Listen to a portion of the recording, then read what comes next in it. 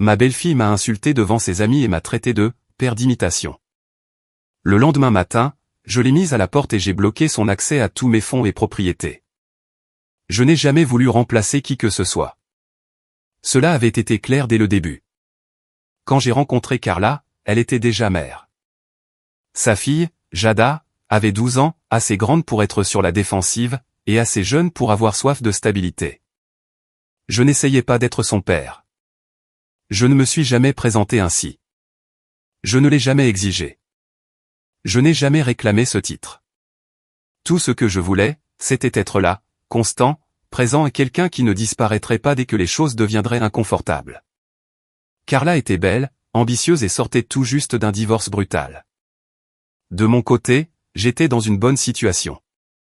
J'avais ma propre entreprise, une maison paisible, pas d'enfants. Cela aurait pu être simple, mais je suis tombé amoureux de l'idée de famille. J'ai choisi cette vie, je les ai choisis, elles. La première année, Jada m'adressait à peine la parole si on ne l'y poussait pas, elle se contentait de hocher la tête, de lever les yeux au ciel ou de grogner. Carla disait que c'était normal. Elle est protectrice, répétait-elle en me caressant le bras pour me rassurer. Elle finira par s'habituer. Alors, j'ai attendu. Je l'emmenais à l'école, j'assistais à ses concerts scolaires, je payais pour chaque chose pour laquelle son père biologique ne se manifestait jamais. Cela ne me dérangeait pas. Je me répétais que le respect ne s'offre pas, il se gagne. Et Dieu sait à quel point j'ai essayé de le gagner. Quand elle a voulu une fête d'anniversaire sur le thème des chevaux, j'ai construit une écurie improvisée dans le jardin. Quand elle a échoué en maths, j'ai engagé un tuteur privé. Quand elle a pleuré parce que ses amis lui tournaient le dos, c'est moi qui me suis assis devant sa porte, attendant qu'elle dise un mot. Je n'ai jamais forcé les choses, je voulais simplement être une constante dans un monde qui l'avait déjà déçu trop souvent. Mais rien de ce que j'ai fait n'a semblé suffire. À ses 16 ans, c'était comme vivre avec une étrangère qui me haïssait par ma simple existence. Carla trouvait toujours des excuses, les adolescentes sont difficiles, disait-elle. Elle ne le pense pas vraiment. Mais parfois, Carla ne voyait pas ce que je voyais. La façon dont Jada devenait glaciale dès que j'entrais dans une pièce. La manière dont elle me parlait comme à un serviteur, m'excluant délibérément des conversations, des projets et même des photos. Je mettais cela sur le compte de l'immaturité. J'essayais de ne pas le prendre personnellement, mais cela me rongeait. En silence, petit à petit, la chaleur que j'avais autrefois ressentie dans ma propre maison s'étiolait. Je me souviens de la nuit où tout a basculé. C'était un vendredi. Jada avait invité quelques amies de l'université, toutes apprêtées, bruyantes, jetant leurs sacs sur mon canapé blanc comme s'ils leur appartenaient. Carla était hors de la ville pour une conférence, j'étais donc le seul adulte à la maison. Le bruit ne me dérangeait pas, j'y étais habitué, mais quelque chose me disait de ne pas m'attarder. J'ai apporté des boissons et des collations, comme toujours, en essayant de ne pas déranger. Merci, monsieur Reynolds, m'a dit l'une de ses amies. J'ai souri, j'ai hoché la tête et je me suis retourné pour partir. C'est alors que je l'ai entendu, assez fort pour me paralyser sur place. Pourquoi fait-il toujours autant d'efforts? Ce n'est même pas mon vrai père.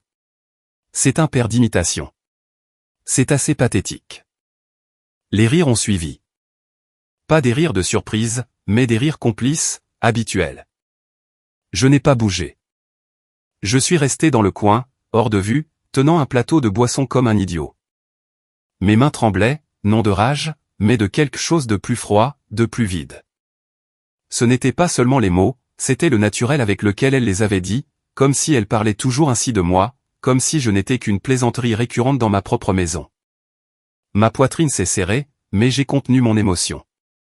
J'ai posé le plateau, je suis monté à l'étage et je suis resté assis sur le bord de mon lit, en silence, pendant très longtemps. Je crois que j'ai fixé le sol pendant 1 heure avant de pouvoir respirer normalement. Le lendemain matin, elle est descendue comme si de rien n'était, les cheveux en chignon défait, le téléphone à la main, affichant cette indifférence travaillée. Elle ne m'a même pas regardé en disant « Il n'y a plus de lait d'avoine ». Je l'ai regardé, vraiment regardé. Son visage était si familier et pourtant si lointain. Le respect aussi est épuisé, ai-je dit à voix basse. Elle a cligné des yeux, confuse. Quoi? Je me suis levé lentement en repoussant ma chaise. Tu as 30 minutes pour faire tes valises. Tu n'es plus la bienvenue ici. Elle a ri. Elle a littéralement ri. Tu plaisantes? Non. Tu ne peux pas me mettre dehors. C'est ma maison. Ce n'est pas la tienne. Et tu as été clair, tu ne me veux pas dans ta vie, alors je n'y serai plus. Elle est sortie furieuse en appelant sa mère. J'entendais la voix de Carla hurler au téléphone, surprise, furieuse, mais je m'en moquais. Je me suis connecté à mes comptes, j'ai désactivé sa carte, révoqué l'accès à la voiture, changé les codes de la serrure intelligente, tout ce que j'avais mis en place pour lui faciliter la vie. J'ai tout verrouillé en moins de 20 minutes. Elle pleurait encore et faisait les 100 pas quand je lui ai dit que son Uber l'attendait dehors. Je ne l'ai pas serré dans mes bras, je n'ai pas crié, je n'ai même pas regardé en arrière quand la porte s'est refermée. Cette nuit-là, j'ai dormi comme un homme qui vient de se faire retirer une tumeur de la poitrine. La cuisine était silencieuse le lendemain matin. Ce genre de silence pesant qui s'enroule autour de vos épaules comme une serviette mouillée. J'étais assis seul à la table, buvant un café déjà tiède, regardant la vapeur disparaître plus vite que je ne pouvais ordonner mes pensées. J'avais à peine dormi, non par regret, mais à cause du poids d'une décision irréversible. Jada était partie la veille dans un tourbillon de protestations et d'accusations larmoyantes, mais je n'avais pas cédé. Les mots qu'elle avait prononcés devant ses amis résonnaient encore dans ma tête comme un chant impossible à oublier. Père d'imitation. Pathétique. Ma poitrine se serrait chaque fois que je me rappelais les sourires moqueurs. La façon dont elle me méprisait, comme un mauvais personnage d'une comédie bas de gamme. Je n'attendais pas de gratitude, mais ce niveau de mépris m'avait vidé de l'intérieur. Quand elle a fini par descendre ce matin-là, elle semblait sortir d'un défilé, cheveux lissés, maquillage impeccable, son attitude habituelle, aucune trace de regret sur le visage.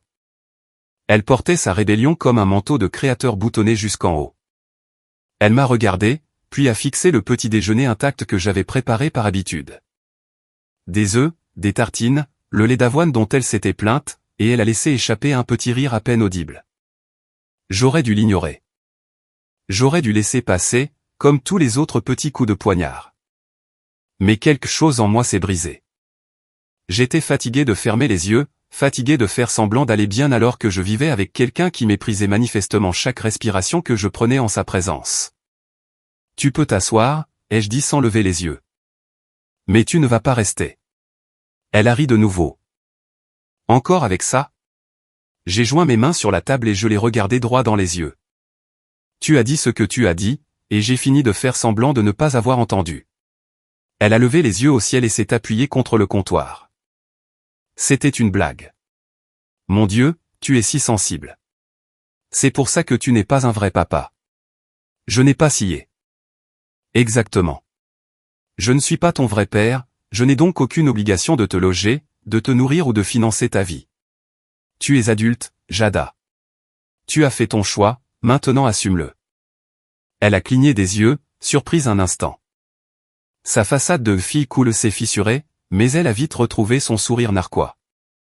Maman ne permettra pas ça. Je me suis levé et j'ai pris mes clés.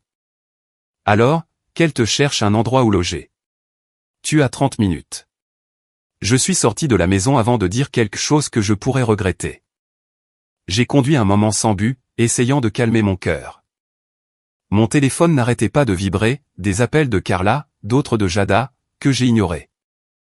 Chaque vibration était une exigence, une mise à l'épreuve de ma patience. Je me suis garé dans un centre commercial, j'ai acheté un café dont je n'avais pas besoin et je suis resté à fixer le vide. Quand Carla a finalement envoyé un message disant simplement « Nous devons parler maintenant », je suis rentré chez moi en me préparant mentalement. Je m'attendais à de la colère. Je ne savais pas jusqu'où elles seraient prêtes à aller. Quand j'ai ouvert la porte, elles étaient là toutes les deux. Jada sur le canapé, comme si de rien n'était. Carla à l'entrée, les bras croisés comme une directrice prête à réprimander. Carla n'a pas perdu de temps. Tu n'avais pas le droit, a-t-elle lâché d'une voix tremblante, plus par émotion que par volume. C'est ma fille. Tu ne peux pas la jeter comme un déchet. J'ai pris une grande inspiration, essayant de rester calme. Elle m'a manqué de respect, pas seulement en privé, mais devant ses amis. Elle s'est moquée de tout ce que j'ai fait pour elle, et tu l'as permis pendant des années. C'est une enfant. a crié Carla. Elle a 20 ans, ai-je corrigé. Carla m'a regardé comme si je parlais une langue étrangère. Jada, depuis le canapé, souriait en faisant tourner son téléphone entre ses doigts. Ce regard, si arrogant, si indifférent, a allumé en moi une flamme que je ne pensais plus posséder. Je me suis tourné vers Carla, tentant une dernière fois de la rejoindre. Tu ne vois vraiment pas? La façon dont elle me parle, dont elle me traite comme une plaisanterie? Je n'ai jamais essayé de remplacer son père, j'ai juste essayé d'être un homme décent dans sa vie, et elle n'a fait que me cracher au visage pour cela. Elle traverse des moments difficiles, a hurlé Carla. Tu crois qu'elle est parfaite?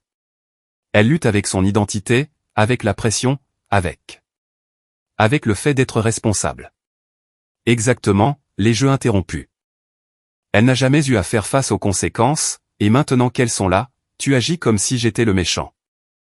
Jada s'est levée, les bras croisés. Tu agis comme si tu étais un héros. Tu as acheté des trucs, et alors? Ça ne fait pas de toi un père. Je l'ai regardé, vraiment regardé, et je n'ai rien ressenti, ni colère, ni douleur, seulement la froide compréhension que cette personne ne me verrait jamais comme autre chose qu'un porte-monnaie. Tu as raison, ai-je dit doucement. Je ne suis pas ton père, mais j'étais ta bouée de sauvetage, et je viens de couper la corde. Carla s'est précipitée pour m'attraper le bras. Tu ne peux pas faire ça, Darren. S'il te plaît, ne laisse pas ça tout gâcher. Mais tout était déjà gâché. J'ai dégagé ma main et me suis écarté. Tu as choisi ton camp au moment où tu l'as laissé revenir ici sans excuse. Tu as choisi son confort au détriment de ma dignité. Et maintenant, quoi, a-t-elle chuchoté? Je l'ai regardé longuement avant de répondre, maintenant, j'appelle mon avocat. L'atmosphère s'est figée.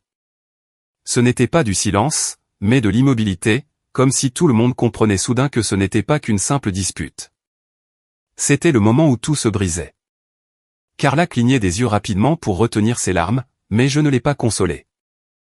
Je l'avais fait trop de fois, pour qu'elle me sape ensuite. Jada s'est laissée tomber sur le canapé, soudain silencieuse, soudain incertaine. Je suis monté à l'étage et j'ai fermé la porte derrière moi. Mes mains étaient fermes quand j'ai retiré mon alliance pour la poser sur la table de nuit. C'était la plus grande paix que j'avais ressentie depuis des années. Quand je suis descendu le lendemain matin, je savais déjà que quelque chose n'allait pas. La maison était trop chaude, trop bruyante, trop chargée de tension pour être vide. J'ai entendu le frottement caractéristique de Tom contre le bois et le murmure bas de voix que je n'espérais pas réentendre. Pas encore, et pas de cette manière. En tournant le coin vers le salon, j'ai vu Jada sur le canapé, les jambes repliées sous elle, comme si elle était la maîtresse des lieux, un bol de céréales sur les genoux et son téléphone à la main. Pas d'excuses, pas un regard honteux, pas de remords. Juste un coup d'œil rapide dans ma direction avant de retourner à son écran, comme si j'étais de nouveau le serviteur. Et juste derrière elle, Carla, debout, les bras croisés avec ce regard de fureur répété. Elle semblait reposée, résolue, comme si elle avait eu toute la nuit pour se convaincre qu'elle avait raison, comme si elle était prête à partir en guerre. Elle n'a rien dit au début, elle m'a juste regardé comme si c'était moi qui avais franchi la ligne. Mon estomac s'est noué, mais je n'ai pas scié. Je n'ai pas dit un mot. Je voulais l'entendre de sa propre bouche, le mensonge avec lequel elle avait manifestement décidé de vivre. Carla s'est raclé la gorge et a désigné le canapé. Elle ne va nulle part, a-t-elle déclaré. Et tu n'avais pas le droit de la mettre dehors. J'ai incliné la tête, la voix calme, pas le droit. C'est exact, dit-elle en faisant un pas en avant. C'est ma fille. C'est sa maison. Non, ai-je répondu sèchement. C'est ma maison. C'est moi qui l'ai achetée. C'est moi qui l'entretiens. C'est moi qui paie chaque facture. Tu as emménagé quand nous nous sommes mariés, et elle est venue avec toi. C'était l'accord. Mais elle m'a manqué de respect d'une manière que je ne peux ignorer. Et si tu me dis que tu es d'accord avec cela, alors tu fais partie du problème. La bouche de Carla s'est entr'ouverte comme si elle avait une réponse prête, mais rien n'est sorti, si ce n'est un éclat dans ses yeux. De la culpabilité, peut-être? Ou la reconnaissance lointaine que je ne jouais plus le rôle qu'elle m'avait assigné. Jada a de nouveau levé les yeux, tout en mâchant, et a dit, « Mon Dieu, tu es tellement dramatique. » C'était juste une blague. Sa voix transpirait l'ennui, celui que les adolescents utilisent pour bien vous faire comprendre qu'ils ont arrêté de vous écouter il y a 10 minutes. J'ai senti mon pouce accélérer, mais j'ai gardé mon calme. Inutile de crier. Le message était passé. Il était temps d'agir. Tu n'as pas le droit de me traiter comme une blague et de vivre ensuite sur mon argent, ai-je dit à Jada sans hausser le ton. Cette époque est révolue. Jada s'est levée, le bol toujours à la main. Tu crois que je veux quoi que ce soit de toi? S'il te plaît, garde ton argent. Je n'ai pas besoin de toi. J'ai hoché la tête. Parfait. Alors, cela ne t'ennuiera pas de repartir aujourd'hui. Carla s'est interposée entre nous. Elle ne part pas. Si tu crois que tu vas intimider ma fille pour qu'elle quitte sa propre maison.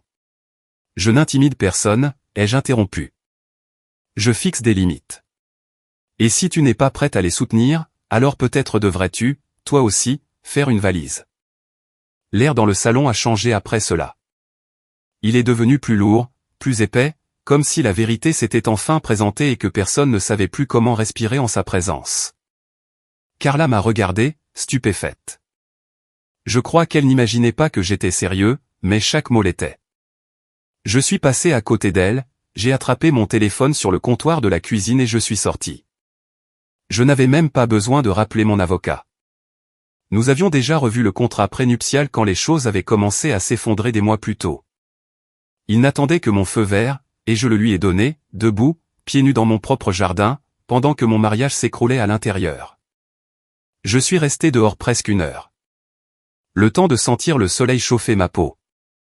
Le temps d'entendre les bruits étouffés de Carla montant et descendant l'escalier, chaque porte claquant, quelqu'un jetant un objet qui s'est brisé sur le carrelage. Mais je ne suis pas rentré avant que la maison ne soit silencieuse.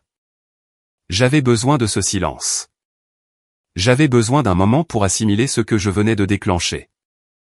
Quand je suis enfin rentré, Carla était dans la salle à manger, la tête entre les mains.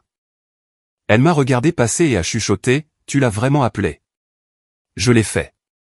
Elle a secoué la tête lentement. « Tu es en train de tout gâcher pour une dispute. » Non, ai-je répondu. Je m'éloigne de plusieurs années de manque de respect. Cette dispute m'a simplement rappelé que je mérite mieux. Je suis monté, j'ai fait un petit sac et j'ai réservé une chambre en ville. Je ne voulais pas rester dans cette maison avec elle. Plus maintenant. Ce n'était plus un foyer. Cela ne l'avait pas été depuis longtemps, et je savais maintenant pourquoi. Je me suis arrêté en haut des escaliers, écoutant s'il y avait un signe de vie, mais il n'y avait rien. Pas de pas, pas de mots, juste une tranquillité trop familière. Je suis sorti, j'ai verrouillé la porte et je n'ai pas regardé en arrière. À l'hôtel, je me suis allongé sur le lit, tout habillé, fixant le plafond. Mon alliance était restée sur la table de nuit à la maison, et elle ne me manquait pas. J'ai commandé un verre au bar, que j'ai laissé intact sur la table à côté de moi. Mon téléphone vibrait de messages. Carla me demandant de parler, Jada envoyant des textes critiques comme « sérieux » ou « waouh ». Je n'ai pas répondu. Je les ai bloqués toutes les deux pour la nuit. J'avais besoin de silence par-dessus tout. Cette nuit-là, j'ai mieux dormi que depuis des années. Pas parce que j'étais heureux ou parce que je me sentais vengé, mais parce que, pour la première fois, je m'étais enfin défendu. J'avais tracé une ligne, et j'étais prêt à voir le monde entier brûler si cela signifiait ne plus jamais la franchir. Le problème avec la guerre, la vraie, c'est que personne n'en sort indemne. Même quand on a raison, même quand on trace ses limites avec une précision chirurgicale, les séquelles laissent des éclats là où on ne pensait pas pouvoir saigner. J'ai quitté l'hôtel 3 jours après m'y être installé. Non parce que j'étais prêt à revenir, mais parce que l'hôtel commençait à ressembler davantage à un bunker qu'à un refuge. Des murs stériles, des sourires forcés à la réception, l'odeur de draps trop javelisés. Tout me rappelait que j'étais dans un entre-deux, pas dans une libération. Je suis donc rentré chez moi. Pas pour me réconcilier, pas pour céder. Je suis rentré parce que c'était ma maison, et que je sois maudit si j'allais laisser 2 ingrates la prendre en otage. En entrant, je m'attendais à une tempête. Des valises prêtes, des voix qui montent, Carla exigeant que je reconsidère ma décision, Jada lançant du venin derrière son écran. Mais la maison était d'un silence de mort. Lumières éteintes, rideaux tirés. Le genre de silence qu'on entend que lorsque les gens ont soit abandonné, soit planifient leur prochain coup. J'ai trouvé Carla dans la cuisine, buvant du vin à 10 heures du matin comme si c'était du jus d'orange. Elle n'a pas levé les yeux quand je suis entré. Elle a juste dit, « Ton avocat m'a appelé ». Sa voix était plate, cassante. Je n'ai rien dit. Elle a repris une gorgée. Alors voilà, 20 ans ensemble et c'est fini. J'ai laissé la question en suspens. 20 ans. C'est ce qu'elle disait. Mais je me souvenais de 10 de ces années à marcher sur des œufs, essayant de ne pas perturber l'équilibre fragile qu'elle maintenait entre sa maternité et son évitement de la réalité. J'ai fini par répondre lentement, avec fermeté, ce n'est pas fini. Je commence enfin à vivre. Elle a frappé son verre contre la table, le vin éclaboussant les bords. Tu me punis pour son comportement. J'ai secoué la tête. Non, je te tiens pour responsable de l'avoir permis. Tu l'as laissé me manquer de respect pendant des années. Tu as trouvé des excuses, tu as minimisé ma douleur. Tu m'as dit de laisser couler comme si j'étais trop sensible. Tu as choisi le confort plutôt que la vérité, et maintenant cela te surprend. Je ne porterai plus ce fardeau. Elle s'est levée brusquement, les yeux brûlants. Tu savais dans quoi tu t'engageais en m'épousant. J'étais mère avant tout. J'ai hoché la tête et j'ai respecté cela. Je ne t'ai jamais demandé de choisir entre nous, mais au moment où tu l'as ramenée dans cette maison après ce qu'elle m'a dit, tu as fait ton choix. Le reste de la journée a passé comme de la mélasse. Pas de cris, pas de larmes, juste deux personnes marchant sur la pointe des pieds autour des ruines de ce qui fut autrefois un mariage. Jada n'est pas sortie de sa chambre une seule fois. Je savais qu'elle était encore là car le registre du Wi-Fi montrait son téléphone connecté toute la journée. Cela, et j'entendais de la musique filtrée sous sa porte. Ce genre de musique passive-agressive à plein volume censé bien faire comprendre qu'elle va bien, qu'elle s'en fiche, qu'elle gagne. Mais gagner quoi? C'était la question que je me posais sans cesse. À quel jeu croyait-elle jouer? Et quel était exactement le prix? Une maison? De l'argent? La satisfaction de voir quelqu'un qui avait essayé de prendre soin d'elle s'effondrer sous le poids de son mépris? Quelques jours plus tard, les papiers sont arrivés. Carla n'a pas pleuré, elle n'a même pas sourcillé. Elle a regardé l'enveloppe comme une facture oubliée. Mais je connaissais la vérité. Son silence n'était pas de la force, c'était de la reddition. Elle n'avait plus de combat en elle, car au fond, elle savait que chaque mot que j'avais prononcé était vrai. Le contrat prénuptial était en béton armé. Mon avocat s'en était assuré avant même notre engagement. À l'époque, Carla l'avait trouvé peu romantique et froid, mais je lui avais dit que c'était de la clarté. J'avais construit ma vie avant elle et je n'allais pas risquer de tout perdre au nom de l'amour. Elle l'avait signé à contre-cœur. Aujourd'hui, ce papier était la seule chose qui me protégeait contre des gens qui me traitaient comme un distributeur automatique de billets avec des sentiments. Les répercussions se sont propagées plus vite que prévu. Amis, voisins, connaissances communes, tout le monde avait une opinion. Certains m'ont écrit en privé pour me dire « J'ai toujours pensé que Jada exagérait un peu » ou « Franchement, bravo mec ». D'autres ont pris le parti de Carla, du moins en public. Sa sœur a publié un statut cryptique sur Facebook concernant les hommes qui abandonnent leurs responsabilités et les « faux pères d'imitation ». Je n'ai pas répondu. Les gens qui me connaissaient vraiment, comprenaient déjà. Ils avaient vu comment Jada me parlait lors des réunions de famille, comment Carla riait ou disait « elle plaisante ». Personne ne l'avait jamais reprise. Personne ne m'avait défendu. Maintenant, soudain, tout le monde avait son mot à dire. C'est l'un de mes locataires, Franck, un mécanicien à la retraite, qui m'a donné la réaction la plus honnête. J'étais passé vérifier un robinet qui fuyait pour m'échapper un peu de la maison. Il m'a tendu une bière et a dit « J'ai entendu ce qui s'est passé ». Je me suis préparé au jugement, mais il a juste haussé les épaules. Tu n'as pas tort, tu sais. Les gens prennent la gentillesse pour de la faiblesse, mais débrancher la prise, ça demande du cran. Nous sommes restés silencieux un moment, buvant simplement et regardant le soleil se coucher derrière les arbres. Puis il a ajouté, il m'a fallu 2 divorces pour apprendre la même chose. Un jour, tu te réveilles et tu réalises que la paix a plus de valeur que le fait de plaire aux gens. Je n'ai pas répondu, mais ces paroles se sont déposées en moi comme une pierre. De retour à la maison, Carla avait commencé à emballer ses affaires en silence, méthodiquement, sans drame. Elle connaissait le délai. Le contrat prénuptial lui donnait une fenêtre de 30 jours après la demande pour quitter les lieux, et elle n'allait pas contester. Jada, en revanche, n'avait pas emballé une seule chose. Elle continuait à se pavaner comme si rien de tout cela ne la concernait. Quand je lui ai demandé si elle avait pris des dispositions, elle a levé les yeux au ciel et a murmuré « Tu crois vraiment que je vais partir ?» Je n'ai pas répondu, je me suis simplement éloigné. Elle était sur le point d'apprendre la différence entre la rébellion adolescente et les conséquences adultes. Au moment où Carla partirait, elle partirait aussi, pas de bail, pas de droit, plus de tolérance. Ce qui m'a le plus surpris n'était pas le manque de respect, mais l'absence totale de conscience de soi. Aucune des deux n'avait pris un moment pour réfléchir.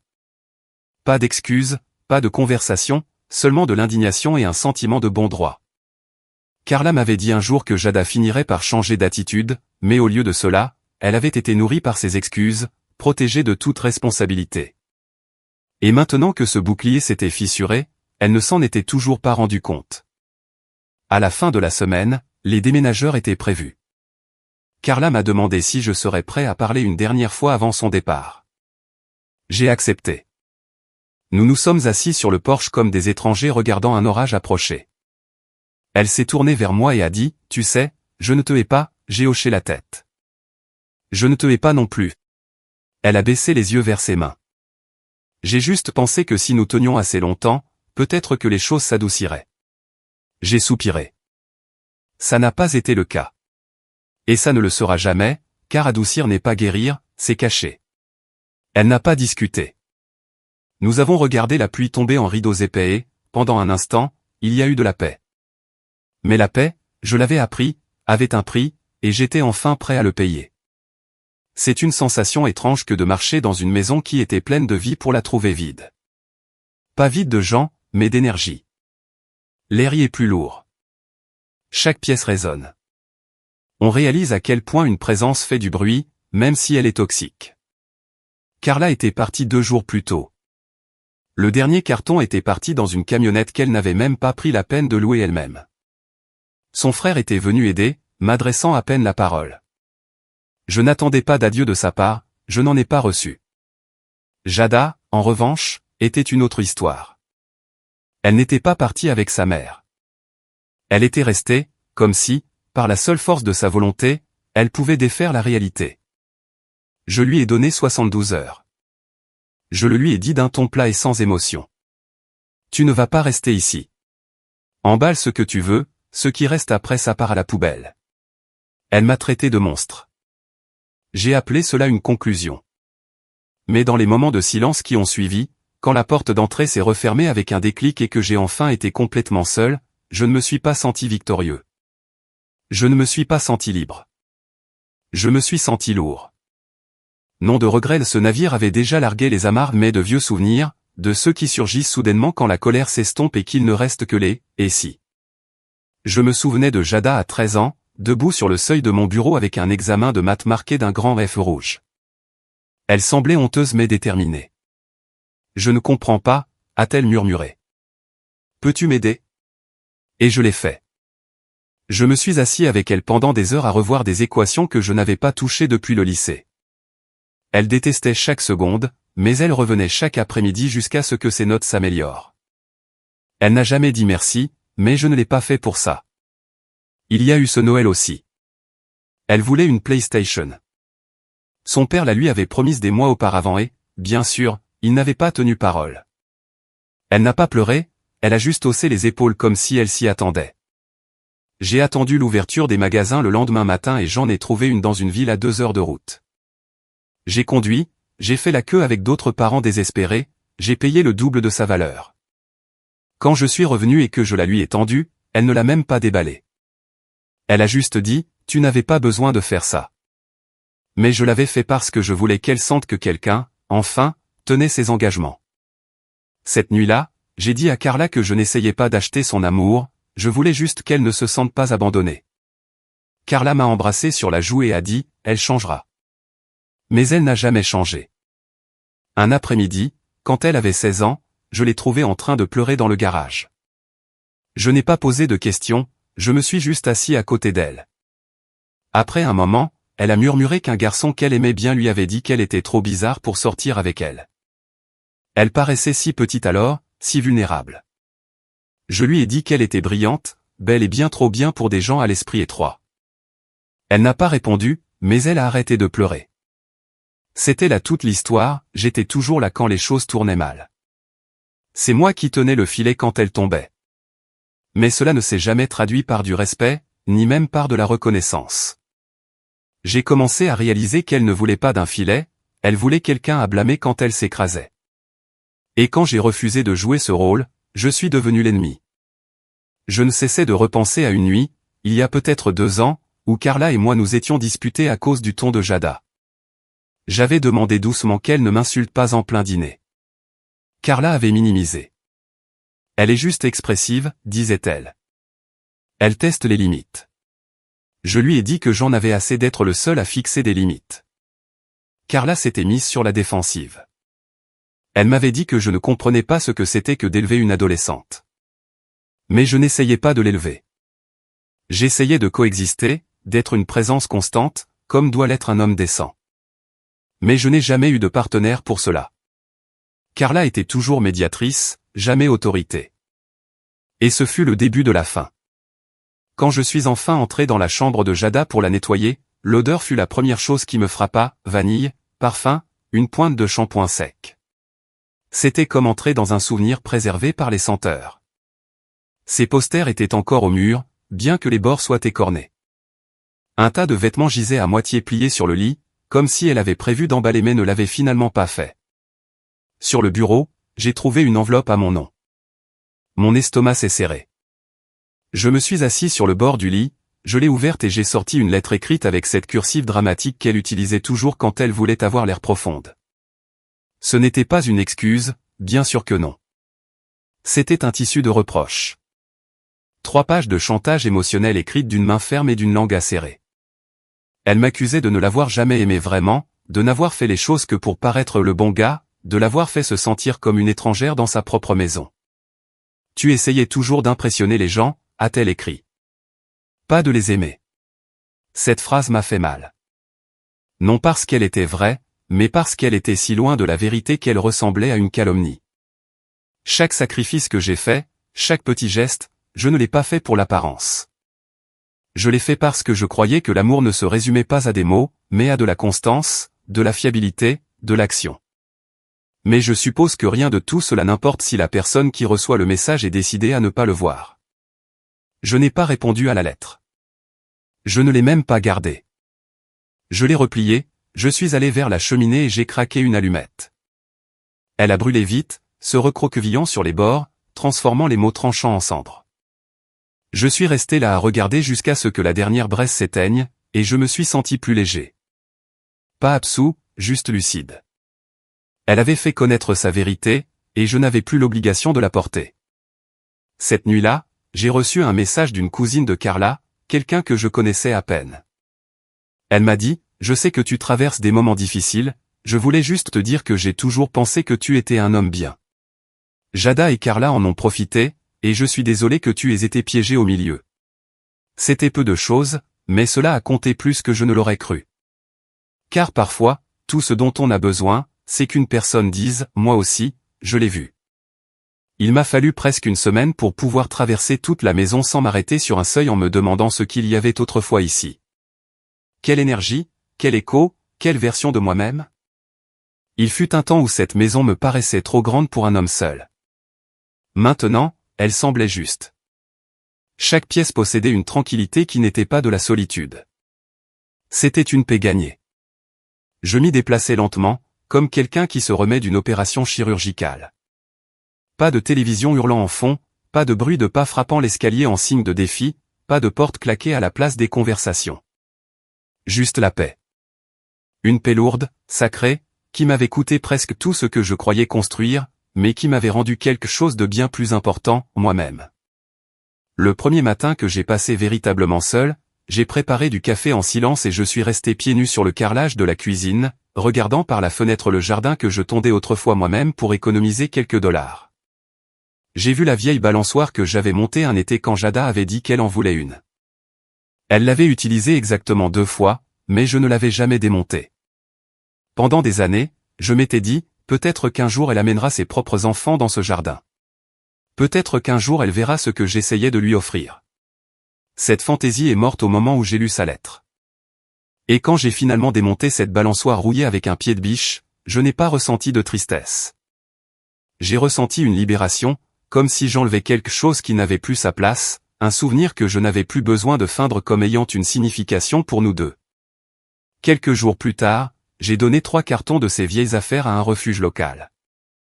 Des vêtements qu'elle n'avait jamais portés, des gadgets qu'elle n'avait jamais touchés, des livres qu'elle n'avait jamais lus. J'ai gardé une photo, une seule, de nous 3 au lac lors d'un voyage d'été. Carla nous avait obligés à porter des t-shirts assortis. Jada semblait misérable, mais le soleil éclairait ses cheveux d'une telle manière qu'on devinait l'amorce d'un sourire sur son visage. J'ai gardé cette photo non parce qu'elle me manquait, mais parce que je voulais me souvenir que j'avais essayé. Que j'avais vraiment essayé. Que je n'étais pas parti par légèreté ou cruauté. Je suis parti après avoir donné toutes les foutues chances possibles, et plus encore. J'ai changé les serrures, non seulement parce que c'était logique juridiquement, mais parce que j'avais besoin du rituel. J'avais besoin d'entendre le métal s'enclencher et de savoir que cet espace, ce sanctuaire, était désormais le mien, sans plus de décisions partagées, sans plus avoir à regarder par-dessus mon épaule pour chercher une validation qui n'arrivait jamais. C'était une sensation étrange de me tenir sur mon seuil avec un nouveau jeu de clés, comme un homme qui rentre enfin chez lui, même s'il n'était jamais vraiment parti. J'ai mieux dormi cette semaine-là qu'en 10 ans. Mes rêves étaient calmes, sans visage, sans cri. Juste du silence et le ronronnement d'un climatiseur qui n'avait plus à rivaliser avec le drame. Puis, juste au moment où les choses commençaient à se tasser, j'ai reçu une demande de message sur les réseaux sociaux de la part de Jada. La photo de profil était récente, elle était plus âgée maintenant, un peu plus raffinée, mais l'amour était toujours là. Son message était simple, « J'espère que tu es heureux. Tu as tout gâché. » C'était tout. Pas de salut, pas de faux semblants. Juste un dernier coup de poignard de la part de quelqu'un qui ne pouvait toujours pas admettre qu'elle était allée trop loin. Je ne l'ai pas bloqué immédiatement. J'ai fixé le message pendant 10 minutes entières. Puis j'ai écrit, je n'ai rien gâché. Je me suis éloigné du manque de respect. Si cela a gâché ton fantasme d'un soutien infini sans aucune responsabilité, alors il était peut-être temps que cela se gâche. Je suis resté le doigt sur le bouton d'envoi. Puis, j'ai tout effacé. Je n'avais rien à dire. Le silence serait plus fort. À la place, je suis allé au salon, je me suis versé un verre de bourbon et je me suis assis près de la cheminée. Il ne faisait pas froid, mais je l'ai allumé quand même. Pas pour la chaleur, juste pour le symbole. J'ai regardé les flammes vaciller en pensant à tout ce que j'avais perdu, la famille que j'avais essayé de construire, la compagne en qui j'avais cru, la fille dont j'avais pensé qu'elle finirait peut-être par m'aimer. Mais dans le même souffle, j'ai réalisé ce que j'avais gagné, la force de dire « assez », la clarté de savoir quand la gentillesse est confondue avec la faiblesse, et le courage de m'éloigner la tête haute. Une semaine plus tard, j'ai reçu une invitation au barbecue d'un ami commun. J'ai failli ne pas y aller. Je ne voulais pas des regards en biais, des questions chuchotées, de la compassion forcée. Mais j'y suis allé quand même, car j'avais besoin de retourner dans le monde en tant que moi-même. Pas en tant que mari, pas en tant que beau-père, pas en tant que bouc émissaire. Juste moi. Et à ma surprise, les gens l'ont remarqué. Un ami m'a pris à part et m'a dit, « Tu as l'air plus léger, comme si tu t'étais débarrassé d'un poids. » J'ai souri, car c'était vrai. Nous avons discuté, ri, joué aux cartes, et pour la première fois depuis des années, je n'ai pas senti que je devais me justifier. Plus tard cette nuit-là, en rentrant, j'ai enlevé mes chaussures et je suis resté debout dans l'entrée. Ce silence, ce même silence qui, auparavant, semblait étouffant résonnait maintenant comme une chanson, un hymne à ma propre liberté. Je n'avais plus besoin de bruit pour remplir l'espace. Je n'avais plus besoin de gens pour me sentir chez moi. J'avais besoin de respect, j'avais besoin de limites, j'avais besoin de paix. Et désormais, j'avais les 3. On dit que la famille, c'est pour toujours, mais j'ai appris que ce n'est vrai que lorsqu'il y a un respect mutuel. L'amour sans respect est de la manipulation. Le sacrifice sans reconnaissance est de la servitude. Je suis parti non parce que je cessais d'aimer, mais parce que j'ai commencé à m'aimer moi-même. Je ne regretterai jamais ce que j'ai donné, mais je ne m'excuserai plus jamais d'avoir choisi la paix plutôt que les apparences.